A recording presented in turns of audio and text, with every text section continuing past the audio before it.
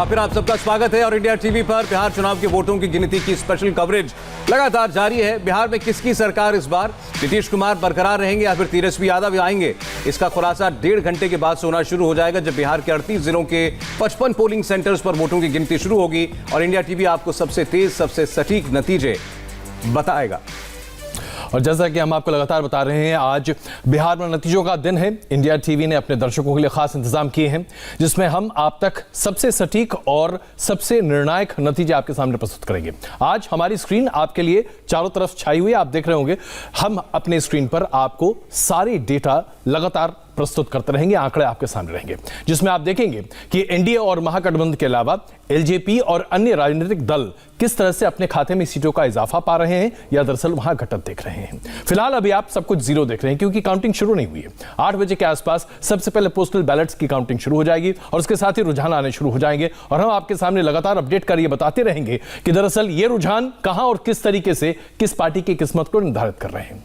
आप बिहार कोई जिलावार सीटों की भी स्थिति अपने स्क्रीन पर देख सकेंगे। मसलन पटना की किन किन सीटों पर कौन आगे है और कौन पीछे है, गया में कौन आगे चल रहा है, कौन हार गया, किसका सुपड़ा साफ रहा है, यह भी हम आपके सामने प्रस्तुत करेंगे। इसके अलावा स्क्रीन के नीचे आप देख सकेंगे कि कौन सी पार्टी कितने सीटों से आगे चल रही है, जीत रही है या हार रही है। यह स्क्रीन का पूरा हम आपके सामने लेआउट प्रस्तुत कर रहे हैं।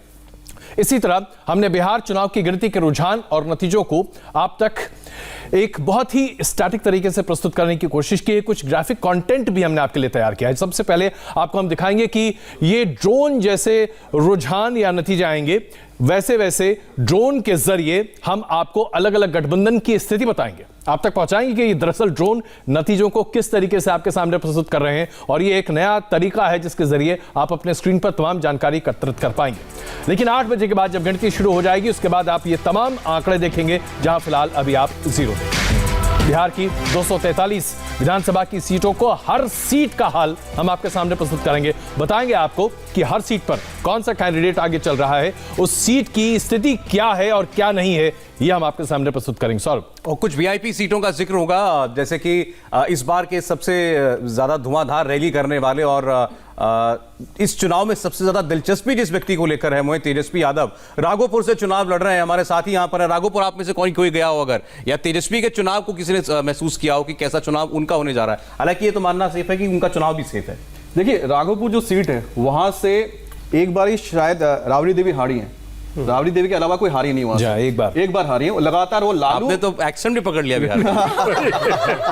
मुझे लगता है कि अब एंकरिंग करते करते अपने बिहारी लहजे से बाहर निकल नहीं पाएंगे। हाँ, तो दूसरी बात है कि इसलिए तेजस्वी का वहां से जीतना तय मानना चाहिए, क्योंकि वो जो सीट है राघोपुर, वो नहीं जाने वाला, वो गढ़ है उनका। बिल्कुल आनंद जी, अगर हम तेजस्वी यादव के इस पूरे प्रकरण को देखें, जो जिस तरह से तेजस्वी यादव एक नेता के तौर पर उभरे हैं, आपका आकलन क्या है? क्या आपने वाकई में अंदाजा लगाया था कि जो व्यक्ति 18 महीने के डिप्टी मिनिस्टर, चीफ मिनिस्टरशिप में किसी को प्रभावित ना कर पाया, वो अचानक इतने जनसमूह को संबोधित करता हुआ दिखाई देगा?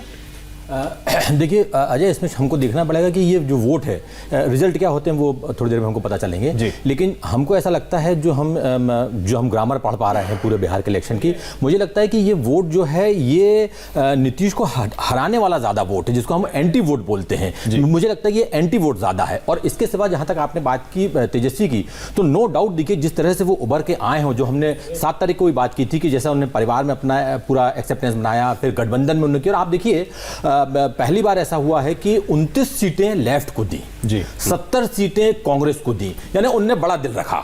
उनने माना कि देखिए सीट देने में कुछ, ये लक्ष्मी बैठी हैं बताएंगी यहाँ पे कि 70 के लिए तो मेरे को लगता है शायद कांग्रेस भी तैयार नहीं थी।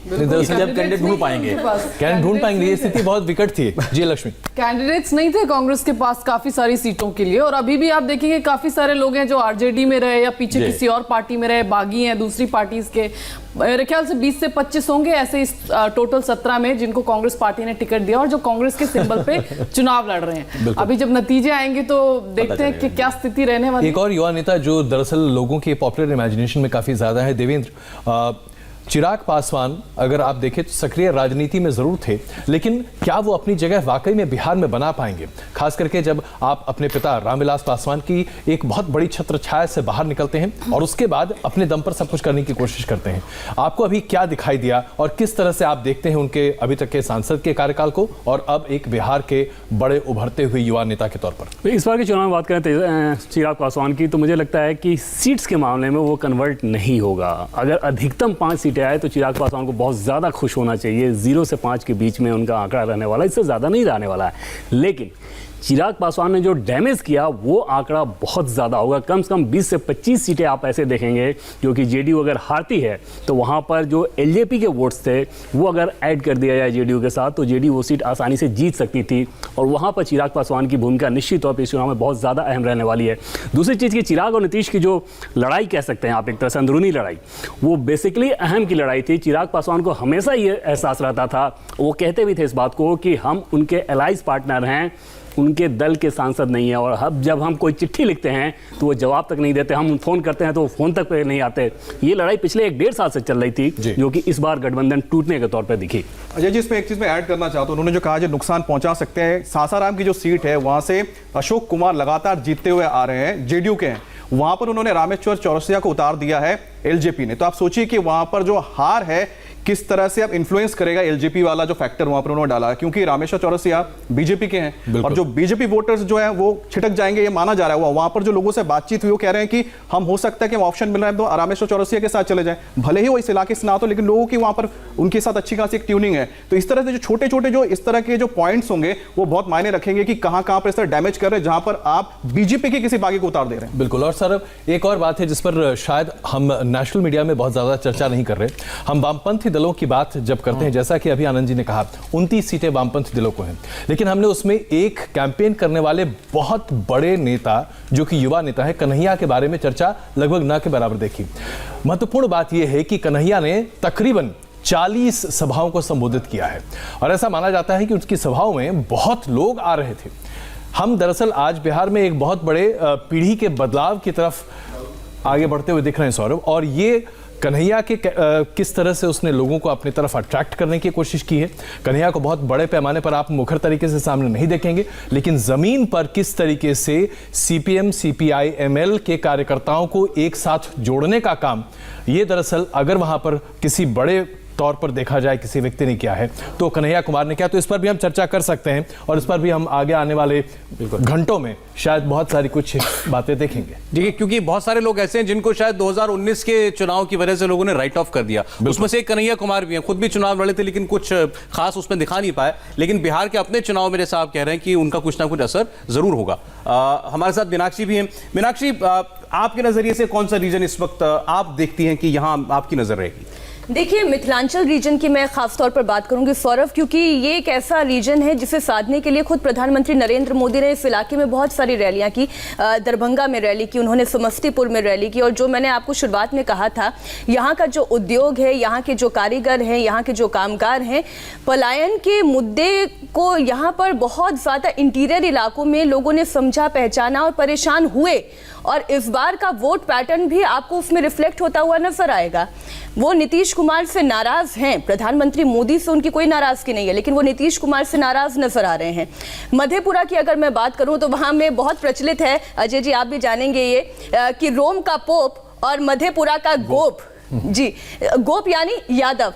अब देखिए, जहां पर 60 से 70% तक का वोट जो है यादवों का आता है, वहां पर पप्पू यादव भी अगर उसे साथ पाने में उन्हें कठिनाई होती है तो इससे आप क्या समझेंगे?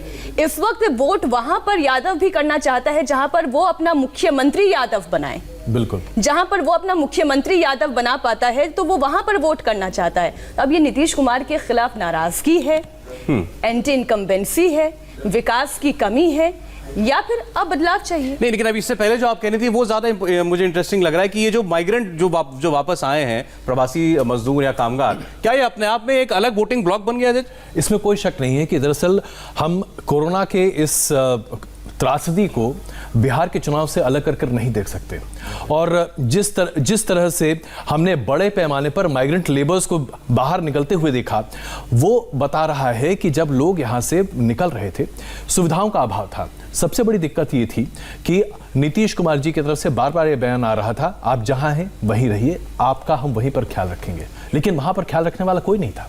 दिल्ली की बात कीजिए, मैं एक और चीज ऐड कर दूं, जैसे दरभंगा में भी अगर नीतीश कुमार के खिलाफ नाराजगी है तो वहां की 10 सीटों पर अगर वहां के मौजूदा विधायक ही अपनी सीट बदलकर चुनाव लड़ रहे हैं, जिसमें आरजेडी की बात करें या जेडीयू की बात करें, अब अब्दुल बारी सिद्दीकी अगर वो अलीनगर से निकलकर केवटी से चुनाव लड़ रहे हैं तो ये जरूरत क्यों पड़ी उन्हें? नहीं, बिल्कुल ये बहुत बड़ा फैक्टर होगा और इस पर हम आज शायद दिन में बहुत चर्चाएं करेंगे कि माइग्रेंट लेबर्स की वजह से और जो समस्याएं हुई हैं उसने कितनी बड़ी मुश्किल पैदा कर दी है।